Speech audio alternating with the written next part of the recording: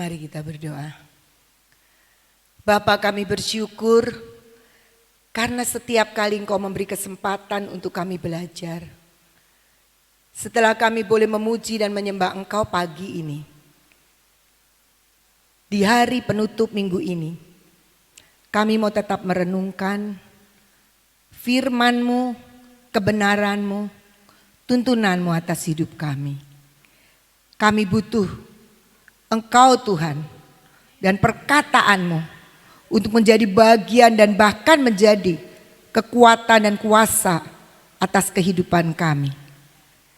Mari Engkau sendiri yang menyatakan hikmat, wahyu dan pengertian. Pekerjaan Roh Kudus sendiri yang terus bekerja atas kami. Sehingga apa yang kami dengar bukan lagi perkataan manusia, tetapi yang ilahi daripadamu yang terus akan berbicara kepada kami. Terima kasih Bapa, kami menyerahkan waktu ini ke dalam tangan-Mu dengan percaya bahwa Engkau akan mengisi bejana hati kami dalam sebuah kebenaran dan pengertian yang akan membuat kami memiliki kekuatan dan pengertian untuk kehidupan kami. Terima kasih Bapa, dalam nama Tuhan Yesus. Amin. Shalom, selamat pagi saudara-saudara yang ada di tempat ini maupun yang mengikuti streaming. Beberapa waktu yang lalu kita sudah belajar dan kita sudah mendengar bagaimana Ibu Nani juga menyampaikan menghadapi masa kesukaran. Berarti di depan kita itu bukan masa yang mudah, masa yang sukar dikatakan. Tetapi kita juga melihat bagaimana firman Tuhan menjadi sebuah janji buat hidup kita. Menjadi sebuah pengharapan buat hidup kita. Salah satunya yang saya kutip pada waktu Ibu Nani sampaikan, gak usah ditayangkan karena saya gak tulis, yaitu di Daniel 12 ayat 10 dikatakan tentang memahami akhir zaman. Dan kita ini sudah ada di penghujung akhir zaman. Dan firman Tuhan yang lewat Daniel waktu itu dikatakan bahwa siapa yang bisa memahami. Dan kita sudah dibawa dan belajar tentang bagaimana menghadapi akhir zaman. Di mana kita hidup dan dunia ini ada di dalam masa kesukaran. Dan di situ Ibu Nani sampaikan, ikuti saja apa yang Tuhan mau. Saudara-saudara, saya percaya kita semua orang Kristen pengen yang ngikut apa yang Tuhan mau, itu jelas. Cuma kalau cuma tinggal kepengen aja, apakah benar-benar kita bisa mengikuti? Nah, ada satu firman di dalam Efesus 2 ayat 10. Yang ini menjadi firman, salah satu firman favorit saya. Ditayangkan Efesus 2 ayat yang 10.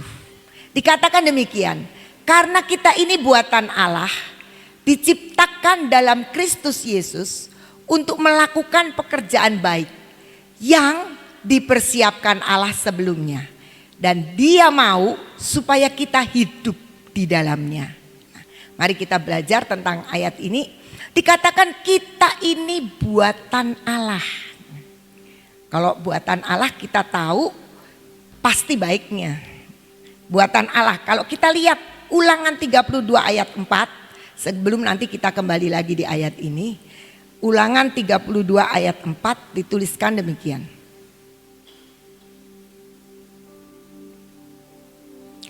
Gunung batu, Tuhan itu gunung batu yang pekerjaannya sempurna.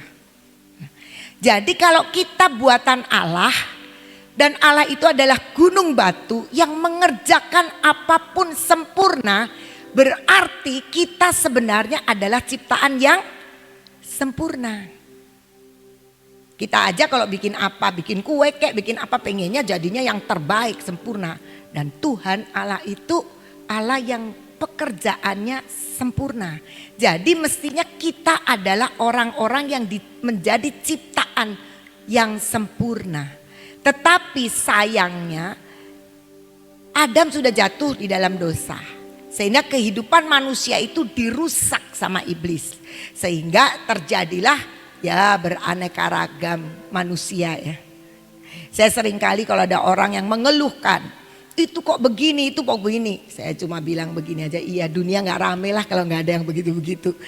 Tapi kita tahu bahwa ternyata karena kerusakan yang diakibatkan iblis sehingga terjadi seperti kita lihat, ada orang jahat, ada orang nipu, ada orang sebagainya. Nah, tetapi kita bersyukur karena dikatakan kembali kepada Efesus 2 ayat 10 tadi.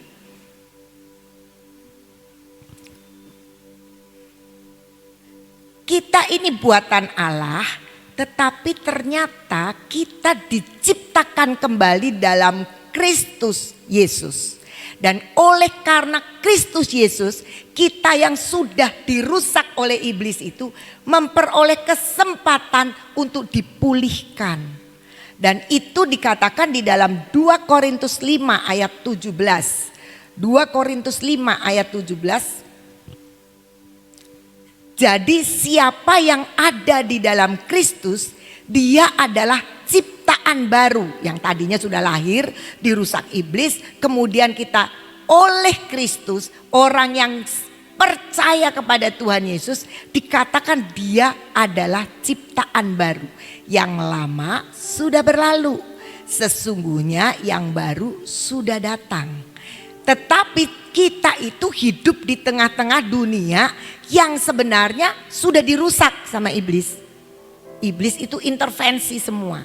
Jadi kita yang ciptaan baru itu, yang lama yang rusak itu sudah berlalu, kita sudah terima yang baru. Tetapi hidup kita di dunia tetap di seputar kekuatan kuasa gelap yang bisa mempengaruhi kita, yang membuat kita bisa tercela lagi. Nah, karena itu dikatakan kembali ke Efesus 2 ayat 10 lagi. Kita ini buatan Allah yang sempurna, diciptakan dalam Kristus Yesus dengan sebuah tujuan. Dan Tuhan itu mengatakan untuk melakukan pekerjaan baik. Jadi setelah kita menjadi ciptaan baru yang lama sudah berlalu, kita di dalam Kristus dipersiapkan melakukan pekerjaan baik. Pekerjaan baiknya apa? Pekerjaan baiknya yang dipersiapkan Allah sebelumnya. Jadi sebenarnya Allah itu ketika kita sudah masuk dalam ciptaan baru di dalam Kristus, dia sudah menetapkan kita sebuah pekerjaan baik yang benar-benar sudah dipersiapkan. Pekerjaan saya, panggilan saya, ketetapan Tuhan atas jalan hidup saya dengan list berbeda. Dengan orang-orang lain berbeda. Tapi semua sebenarnya sudah dipersiapkan oleh Tuhan. Dan dikatakan dia mau, Tuhan ini mau kita hidup di dalamnya. Jadi artinya Tuhan tuh ingin hidup kita itu dalam semua yang dipersiapkan. Nah, masalahnya seringkali kita tidak mengerti tentang pekerjaan baik yang dipersiapkan. Kita lihat dalam Yohanes 10 ayat 32 bagian A. Tuhan Yesus mengatakan demikian.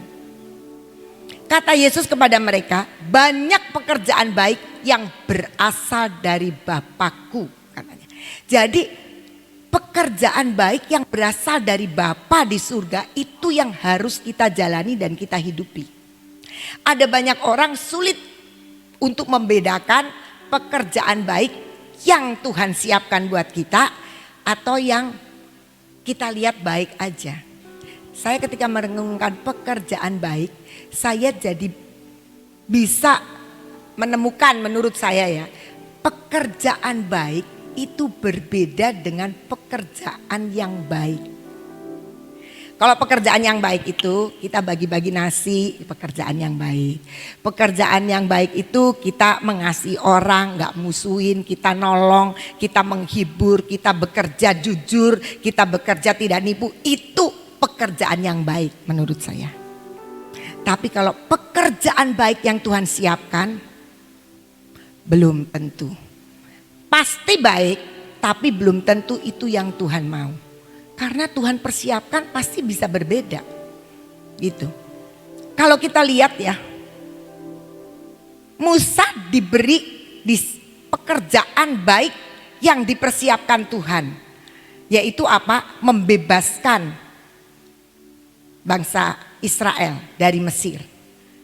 Tapi Musa harus melewati 9 tulah baru ke-10-nya bangsa Israel keluar. Kalau kita lihat pekerjaan yang baik kan Tuhan itu sudah kasih yang baik. Tapi tetap aja tulah 1 masih tidak keluar, tulah 2. Sampai Musa itu engap, sampai Musa itu jengkel. Loh gimana sih Tuhan kok nggak lepas-lepas? Kan mestinya kalau Tuhan itu baik, ya seringkali dalam tanda petik orang Kristen sering bilang, kalau Tuhan baik kan mestinya tuh ya sudah tulah 1 aja terus udah Firaunnya kan sudah engap tuh ya terus keluar. Tapi kenapa sampai 9 nggak keluar, yang ke-10? Seringkali seperti itu. Kalau memang pekerjaan baik yang dipersiapkan itu sama dengan pekerjaan yang baik yang sering kita lihat. Apa saja yang baik Tuhan senang kita lakukan ini. Tapi seringkali pekerjaan baik dan pekerjaan yang baik itu berbeda. Saya teringat waktu mempersiapkan ini, saya punya teman. Ini sudah terjadi cukup lama. Dia kena stroke. Kena stroke itu cukup, teman pelayanan di sini juga. Dia kena stroke. Terus kemudian setelah dia mulai dipulihkan, tangan dia nggak bisa diangkat, tetap nggak bisa diangkat. Nah kami tuh sering nengok dia. Dan dia tuh bilang begini katanya. Aku paling sengit kalau terapisnya datang katanya. Maksa-maksa aja. Terus adik iparnya bilang, iyalah katanya, kamu kan tangannya belum bisa ini, jalannya belum baik, belum bisa jalan. Jadi mesti diterapi gitu kan. Nah satu ketika saya datang ketika terapisnya datang. Dia kan ngomel-ngomel kalau di terapisnya datang itu, gak suka. Tapi ternyata ketika saya lihat, dia itu tidak bisa mengangkat. Jadi dia tuh cuma dikasih beban enteng sih, bebannya enteng, suruh ngangkat. Dan itu waktu saya lihat dia ngangkat terus itu keringetnya luar biasa. Berat sekali untuk dia lakukan. Awalnya cuma segini, nah setelah waktu saya datang sudah rada bisa ke atas dikit. Dan dia bilang itu sakit sekali. Tapi terapisnya maksa. Sebenarnya pekerjaan baik atau pekerjaan yang baik. Kalau pekerjaan yang baik ya sudah stop, kasihanlah. Kasihan dia kesakitan. Tapi karena semua dipersiapkan untuk tujuan kesembuhan, pemulihan, jadi dia dipaksa harus lakukan itu. Setelah sekian puluh di terapi, memang akhirnya dia sembuh, tangannya bisa aktif kembali. Tapi harus melewati sebuah proses. Dan seringkali itu pekerjaan baik yang dipersiapkan Allah sebelumnya bukan pekerjaan yang menyamankan kita. Kadang-kadang membutuhkan waktu untuk kita dilatih sampai Tuhan bilang kamu harus hidup di situ. Dan pelatihan itu nggak enak ya. Orang kan pengen kalau bertanding langsung menang. Tapi ternyata kalau kita lihat atlet-atlet bertanding itu dia harus melewati latihan yang tidak enak sebenarnya. Jadi kita bisa melihat ini bahwa pekerjaan baik itu saudara dan saya, Allah sudah punya pekerjaan baik yang dipersiapkan. Dan Allah ingin untuk kita hidup dalam pekerjaan baik yang dipersiapkan. Bukan sekedar pekerjaan baik untuk berbuat baik. Saudara, kalau pekerjaan yang baik, gak usah masuk kenal Kristus juga tahu manusia berbuat baik. Coba kita lihat orang-orang saudara sepupu kita, orang-orang lain agama itu bisa lebih baik dari orang Kristen. Karena dia tahu yang baik dan yang tidak baik. Kenapa? Karena manusia jatuh dari Adam kan makannya buah pengetahuan yang baik dan jahat. Jadi bisa ngerti. Bahkan pencuri perampok pun bisa tahu yang baik di mana. Dan saya pernah baca buku seorang perampok selalu mengidam-idamkan anaknya jangan jadi perampok. Karena dia tahu itu tidak baik. Cuma karena mungkin dia kepepet begitu. Nah sekarang saya melihat ya. Satu hari ada atlet basket di Sekolah Terang Bangsa. Atlet basket dari luar kota dia ada di mes. Kemarin waktu menghadapi Pop Kota. Dia ketemu saya dan dia bilang gini. Miss, aku mau bertanding basket dan gulat. Hah? Kamu jadi apa? Aku jadi latihan gulat nih. Dan ternyata dia menang dapat perak. Wah, dia sukacita sekali. Ya kalau ketemu saya, Miss kapan cairnya Miss? Karena kita memang ada aturan bagi mereka yang dapat medali, ada gitu hadiah dari sekolah. Nah, kita bisa lihat di sini dia padahal atlet basket yang dari luar kota masuk ke sekolah kita untuk menjadi atlet basket. Tetapi ternyata kami punya guru olahraga yang bisa melihat dia. Ini figur tubuhnya pas untuk gulat. Satu lagi atlet basket lagi. Tapi wanita ini. Dilihat postur tubuhnya, geraknya, larinya. Dia bisa lompat jauh. Dapat juga medali perunggu. Apalagi Tuhan dia bisa lihat kita. Kita ini mau dijadiin pegulat. Mau dijadikan pelompat jauh. Dia lebih tahu akan kita karena dia menciptakan kita. Kita sendiri kadang tidak tahu. Dan seringnya tidak tahu. Sebenarnya saya ini harusnya seperti apa sih. Tapi pelatih seorang yang lebih tahu. Guru olahraganya dia tahu. Ini bisa dilatih gulat. Latihan gulatnya cuma ya sebulan lah kira-kira. Terus langsung lomba pop kota. Dan dapat medali perak. Bahkan saya tanya yang pelari yang lompat jauh. Kamu kok bisa ikut? Karena saya taunya hasilnya. Loh ini dapat medali, ini dapat medali. Banyak sekali medali yang dapat. Bahkan anak SD taekwondo. Saya tanya memang dia pemain taekwondo. Enggak, dilatih aja kita. Karena geraknya itu bisa untuk taekwondo. Jadi ya, saya tanya yang pelari. Irena, kamu latihannya berapa lama? Oh enggak lah, hari itu juga saya dipanggil. Terus suruh ikut bertanding. Tapi karena tentunya sudah ada pengamatan. Dan Tuhan juga mengamati kita. Dan dia tahu pekerjaan baik yang dia persiapkan untuk kita sesuai dengan keadaan kita. Dan tentu rencana Tuhan. Nah pertanyaannya sekarang, bagaimana kita bisa mengerti pekerjaan baik yang dipersiapkan Allah untuk hidup kita. Kita akan baca dari Filipi 3 ayat 16. Tetapi baiklah tingkat pengertian yang telah kita capai, kita lanjutkan menurut jalan yang telah kita tempuh. Jalan yang kita tempuh adalah kita ciptaan di dalam Kristus. Dan mari dari situ terus kita kenali Kristus. Tingkatkan pengertian yang sudah kita tahu bahwa Yesus adalah Tuhan, pemilik hidup kita yang menyelamatkan kita. Kita lanjutkan dengan cara pengertian kita. Yesus itu siapa sih? Apakah dia itu cuma sekedar Tuhan dan Juru Selamat kita? Ternyata dia adalah Raja kita. Ternyata dia adalah Guru kita. Dia adalah penasehat yang ajaib. Dia adalah Allah yang kekal. Dan kita bisa kenal terus dan dibuktikan dalam hidup kita. Jadi di sini kita lihat meningkatkan pengenalan, pengertian tentang firman Tuhan dan Allah sendiri itu wajib dan harus ketika kita mau mengerti pekerjaan yang Tuhan persiapkan buat kita.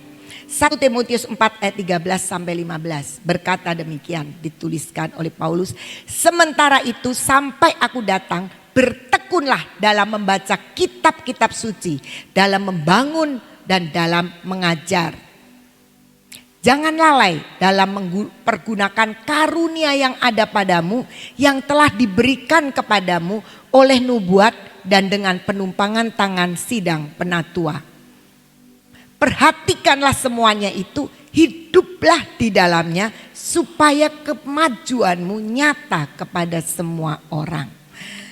Beberapa Selasa yang lalu kita tahu kan Pastor Samson Dabas ada di sini. Ada banyak orang dinubuatkan, ditumpangin tangan, dapat pesan, dapat firman dan sebagainya. Terus dikemanain itu? Kita biasanya ingatnya yang enak-enak. Kita biasanya cuma menangkap yang enak. Tapi kita harus perhatikan nubuatan itu. Bukan cuma Pastor Samson Dabas, tapi juga barangkali ada saudara-saudara kita seiman yang juga mendapatkan sesuatu pesan Tuhan. Jangan ditolak dulu, biasanya kalau kurang enak ditolak. Yang bener aja, masa begitu. Tapi kalau enak kita serap dan kita ingat-ingat. Perhatikan, untuk kita bisa masuk dalam pengertian yang baru. untuk kita bisa akhirnya mengalami peningkatan hidup kita. Kita kan mau meningkat. Semua orang mau meningkat. Jangan cuma duitnya saja yang meningkat. Tapi bagaimana duit meningkat kalau kita nggak bisa dibawain. Saya sering katakan, anak kelas 1 SD kalau dibawain uang saku kecil ya mungkin cuma 20.000. Tapi coba lihat anak SMA, dia bawa 50.000. Kenapa? Kok mamahnya tidak adil? Bukan, karena dia justru semakin bisa dipercaya. Nah kalau kita mau meningkatkan pengertian kita, kemampuan kita, kapasitas kita, kita harus belajar memperhatikan firman Tuhan. Dan segala nubuatan dari penumpangan tangan, dari mimpinya orang, perhatikan. Jangan dipikir, bahkan kadang-kadang anak kecil bisa mimpi yang aneh-aneh loh. Dan itu bisa menjadi pesan buat kita. Yang ayat 13 tadi dikatakan, sampai aku datang bertekunlah dalam membaca kitab suci. Banyak orang seneng dengerin khotbah. Emang sekarang tuh enak, style YouTube khotbahnya siapa aja bisa. Dari negeri manapun bisa. Tapi tetap kita bertekun untuk membaca firman. Kalau kita baca firman, ya nyantol nggak nyantol, tapi itu Roh Kudus yang akan bekerja. Yang kita tidak mengerti, tiba-tiba Roh Kudus bisa mengingatkan suatu ketika itu dibutuhkan.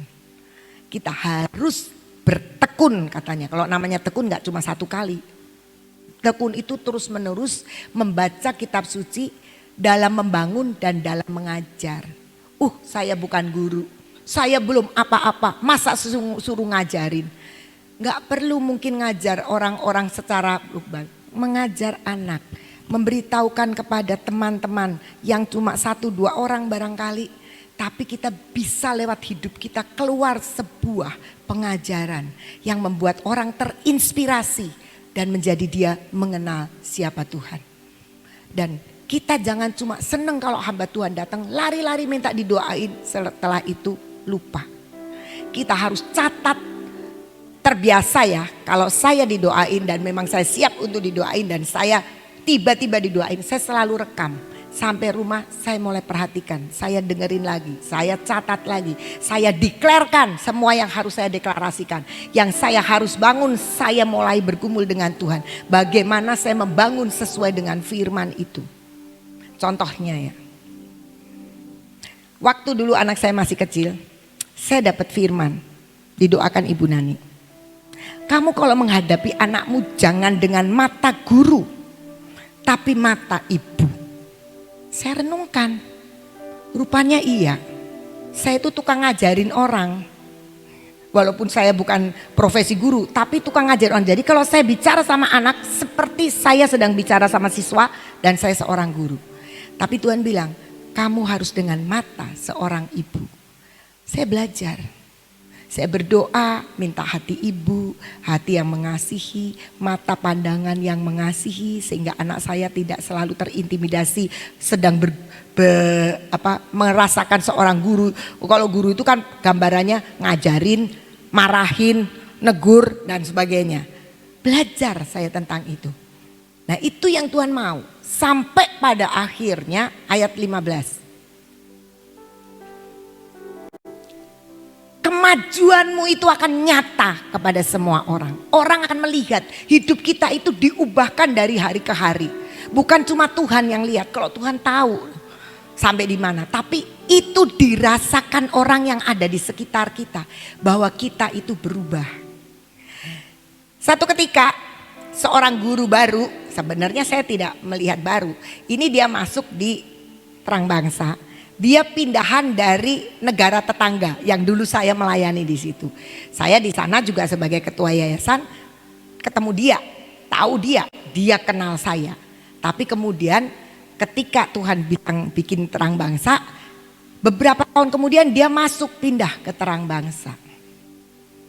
Dia bilang begini sama saya, Miss Ina katanya, kenapa? Kok beda ya sama yang dulu di negara tetangga? Bedanya apa? Dulu waktu di sana, kalau Miss Ina ninjau sekolah, karena kebenaran sekolah yang lama itu kompleksnya banyak. Jadi saya suka keliling, jadi kadang saya kesini gitu. Kalau Miss Ina datang, itu guru-guru udah takut semua. Pasti yang ini dibenerin, yang ini ditegur gitu kata dia. Tapi sekarang di Terang Bangsa, Miss, kita itu seperti sahabat. Saya bilang ya iyalah, masa saya dikasih firman terus gak berubah? Pasti berubah. Dan kemajuannya harus nyata kepada semua orang. Walaupun saya nggak sadar loh, saya di sini juga suka bisa marah, bisa negur, tapi dia mengatakan berbeda. Saya bilang bersyukur, bedanya maju bukan mundur, saya bilang gitu. Tapi itu bagaimana cara kita tahu pekerjaan yang baik yang dipersiapkan Allah? Firman, karena firman itu akan memandikan kita, mentahirkan kita, menyucikan kita dan menuntun. Memang firman itu tidak akan berbicara, kita baca Alkitab tidak akan bilang, kamu sekarang jualan di pasar, kamu buka toko, nggak ada.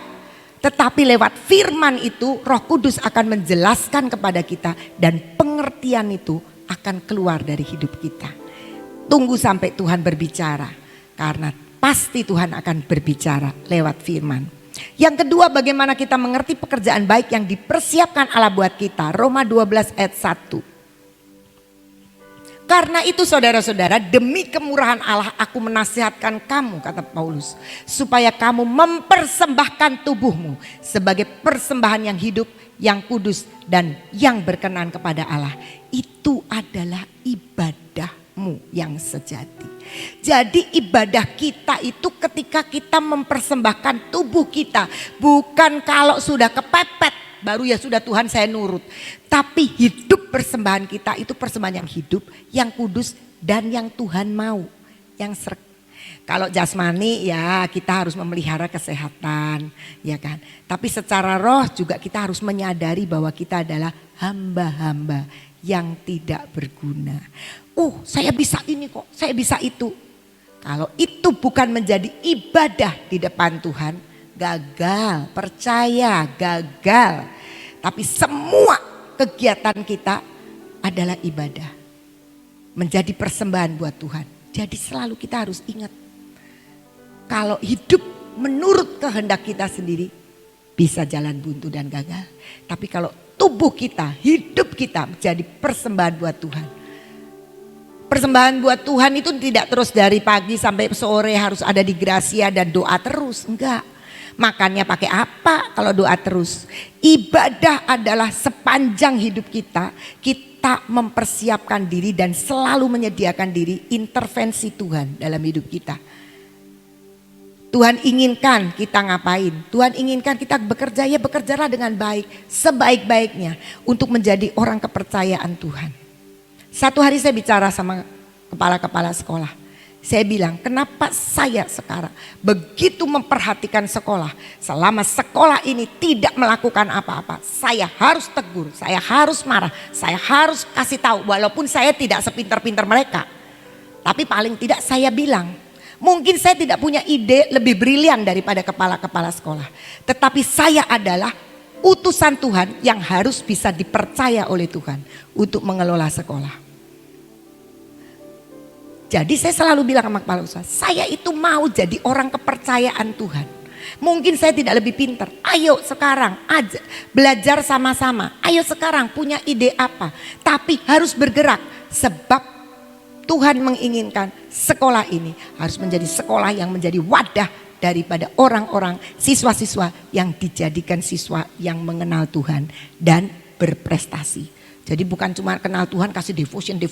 Wis devotionnya siapa aja yang bawain terserah, pokoknya nanti itu menjadi sebuah agenda. Tidak, harus, dan semua guru-guru pun harus ngikuti devotion guru tersendiri. Untuk apa? Untuk dibawa semakin mengenal Kristus. Dan saya adalah orang yang dipercaya untuk memimpin. Saya akan pakai apapun sebagai kesempatan untuk saya menjadi orang yang dipercaya oleh Tuhan. Enak? Enggak enak. Kenapa enggak enak? Ya banyaklah, karena sementara saya menjadi orang yang dipercaya, saya kan dibentuk sama Tuhan dulu. Ngadepin banyak orang beraneka ragam, ngadepin pergumulan macam-macam. Bukan cuma akhir bulan bergumul soal gaji, bukan. Tapi apa yang sebenarnya Tuhan mau atas kehidupan ini? Itu mempersembahkan tubuh. Menjadi orang yang dipercaya Tuhan untuk setiap tugas. Banyak, saya kasih contoh, banyak orang tua yang gak bisa dipercaya. Punya anak tapi gak tanggung jawab.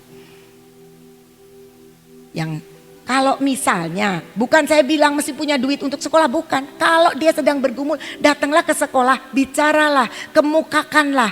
Mari kita bersama-sama berdoa mendukung, itu bertanggung jawab. Tapi enggak, diem aja, cuek aja. Enggak bayar ya cuek aja. Nanti kalau tes enggak boleh masuk, baru datang rame-rame. Kenapa anak saya enggak boleh masuk? Itu kan urusan saya, duit. Ya enak aja. Itu orang yang tidak bisa dipercaya. Tapi saya percaya di sini tidak ada. Itu adanya di luar. Tapi mari kita menjadi orang-orang yang bisa dipercaya dengan semua yang Tuhan siapkan. Kok kecil ya Tuhan berikan sama saya? Enggak apa-apa, yang kecil akan jadi besar kalau kita semakin dipercaya. Kadang-kadang kenapa kita sulit mempersembahkan tubuh? Karena seolah-olah Tuhan kasih kita yang kecil. Jadi kita mau mikir sendiri. Oh saya mikir sendiri. Wah teman saya kok bisa begini. Kok teman saya bisa begitu. Terus kita mikir saya juga mau begitu. Keluarlah dari mempersembahkan tubuh. Tapi dengan ide sendiri. Percayalah kamu tidak bisa berbuat apa-apa di luar aku. Kata Tuhan loh, bukan saya yang ngomong. Yang ketiga, yang terakhir ya, mengerti pekerjaan baik yang dipersiapkan Allah. Ibrani 5 ayat 13 sampai 14. Sebab barang siapa masih memerlukan susu, ia tidak memahami ajaran tentang kebenaran. Sebab ia adalah anak kecil. Tetapi makanan keras adalah untuk orang-orang dewasa yang karena mempunyai panca indera yang terlatih untuk membedakan yang baik daripada yang jahat. Kita harus mengerti, melatih panca indera kita untuk ngerti dan nangkap yang Tuhan mau. Kalau Tuhan bilang saat ini masa menghadapi masa kesukaran, kita harus tinggal di Goshen. Caranya gimana ya tinggal di Goshen? Berdoa, cari Tuhan. Sungguh-sungguh bagaimana saya caranya tinggal di Goshen. Itu panca indera kita harus dilatih. Tapi seringkali orang sulit. Di Goshen belum kelihatan apa-apa. Gimana saya nanti? Percayalah firman itu adalah kehidupan. Jadi kita harus melatih panca indera kita untuk menangkap hari-hari ini. Kita bisa dengerin banyak hamba-hamba Tuhan. Bahkan Presiden Jokowi saja bilang soal pangan. Nah saya tuh pernah, saya sama Ibu Ayun saya ceritakan. Yun kamu tuh rumahnya kan ada tanah di belakang. Tanemin, katanya gitu. Tanemin apa saja. Katanya.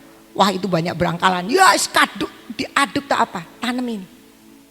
Ya nggak tahu nanti bisa apa enggak. Tapi kita belajar menangkap situasi yang saat ini ada. Satu ketika saya ketemu dengan orang tua siswa. Dia baru buka usaha. Usaha apa? Ya usaha yang lagi ngetop sekarang ini. Terutama di Cirebon, tapi di Indonesia katanya franchise di mana-mana. Dia cerita sama saya, dia bilang cerita, itu usaha pangan pasti. Wah cerita, saya dan Sir Steve ini dengar semangat. Wih apa sekolah jadi sekalian begitu ya katanya. Tapi ternyata modalnya gede banget gitu ya. Tapi dia kemudian cerita, akhirnya ujungnya dia cerita. Pangan, dia bilang, ayo Miss kita bergerak di pangan. Nah bukan saya mengatakan bahwa semua harus bekerja di usaha pangan, enggak. Tapi paling tidak panca indera kita itu sedang melatih diri untuk menangkap yang dari Tuhan. Kita seringkali tidak bisa menangkap. Kita dengarkan beberapa waktu yang lalu Pastor Berry sempat bercerita yang mungkin di streamingnya sedikit kepotong atau gimana. Tangkap itu, gumuli itu. Tanyakan kepada Tuhan. Ada banyak hamba-hamba Tuhan yang sedang berbicara. Jangan kita menjadi orang yang memutuskan untuk saya punya rencana, saya punya ide, pasti bagus, pasti bagus. Percayalah di luar Tuhan kamu tidak bisa berbuat apa-apa. Dan Tuhan itu selalu mau menuntun hidup kita. Bangsa Israel, kasihan sekali. Lihat 10 tulah. Tapi dia tidak punya panca indera yang terlatih. Nggak bisa ngerti lah, kita sekarang yang baca ngerti, kalau lihat bangsa Israel kok bodoh sekali ya. Tapi waktu kita ada di dalamnya, kalau kita menjadi salah satu ya belum tentu juga. Buktinya sekarang kita sudah dikasih tanda-tanda firman-firman aja kita suka ndablek, nggak bisa. Tapi saya kalau melihat bangsa Israel udah lihat 10 tulah. Kok yang cuma kurang air aja ngamuk-ngamuk, kan tinggal ngomong. Musa doa lagi sih sama Tuhan, Musa. Tuhan kan pembuat keajaiban. Laut bisa terbelah. Tuhan bisa membedakan kami dengan orang Mesir. Kan mestinya bisa. Kenapa kok marah-marah? Lebih baik aku pulang ke Mesir. Lebih baik aku pulang ke Mesir. Itu karena tidak memiliki panca indera yang terlatih. Mari kita belajar, kalau kita diberi makanan keras, kunyah saja. Karena itu tanda kedewasaan kita. Kalau bayi dikasih susu karena gak punya gigi untuk ngunyah. Tapi kalau kita sudah dikasih makanan keras, pergumulan yang lebih kuat lagi, percayalah gigi kita akan mampu untuk mengunyahnya. Dan kemudian apa? Karena kita menjadi orang-orang yang lebih dewasa, panca indera kita terlatih untuk membedakan yang baik dari Tuhan atau yang bukan dari Tuhan, yang jahat.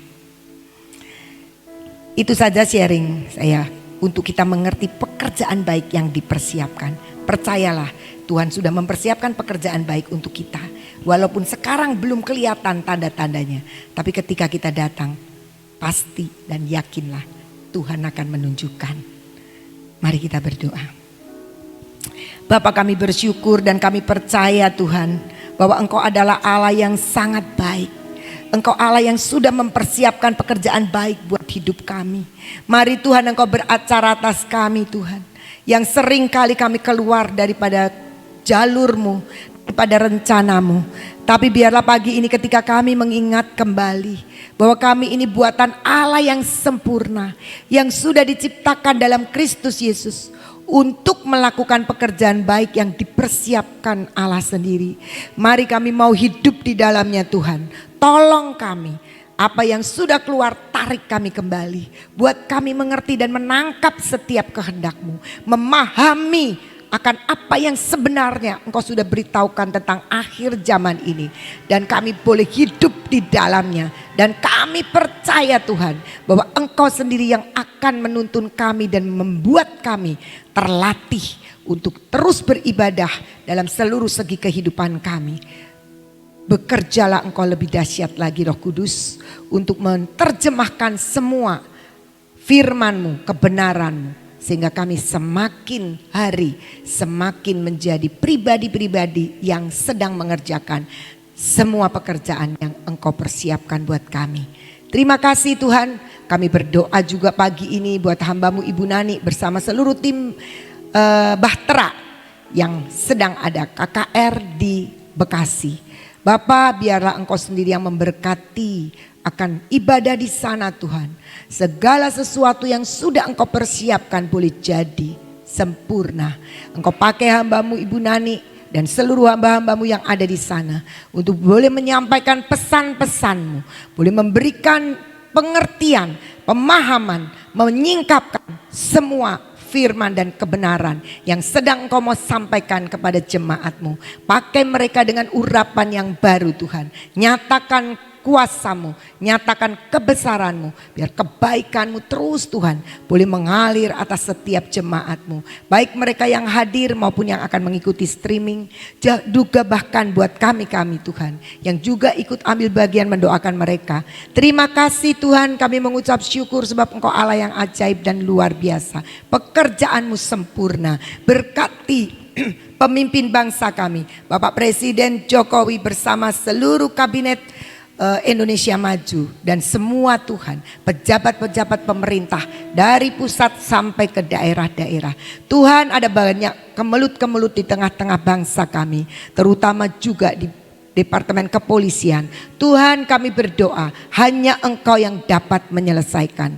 Karena itu pakai orang-orang yang tepat Tuhan untuk dapat mengambil bagian untuk menegakkan kebenaran. Dan kami berdoa Tuhan biar Indonesia terus tetap ada di dalam anugerah yang besar daripada-Mu. Karena rencana-Mu sempurna buat bangsa kami. Terima kasih Bapa. Engkau beri hikmat, kekuatan, kesehatan buat Bapak Jokowi sebagai pemimpin, kepala pemerintahan dan kepala negara Indonesia ini. Sehingga dimampukan untuk mengelola, memanage akan seluruh bangsa ini dengan segala pergumulannya.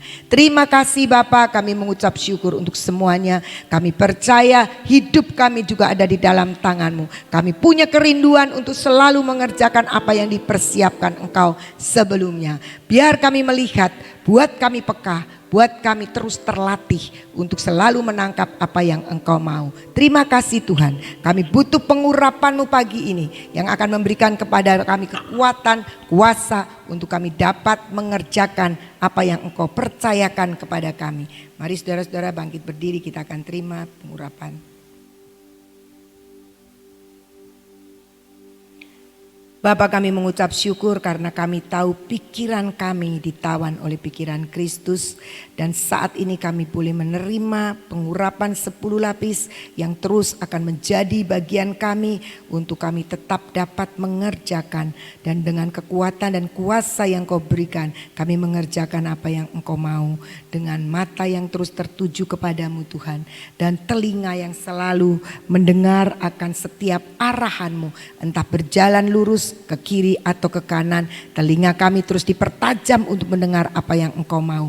Dengan mulut bibir yang terus memuliakan Engkau, dengan hati yang percaya bahwa Engkaulah satu-satunya Allah yang memiliki kuasa dan perkenanan atas kehidupan kami, yang sudah mengangkat kami menjadi anak-anak-Mu. Dengan hati kami boleh percaya dan terpancar dari hati kami semua kehidupan dan kebenaran.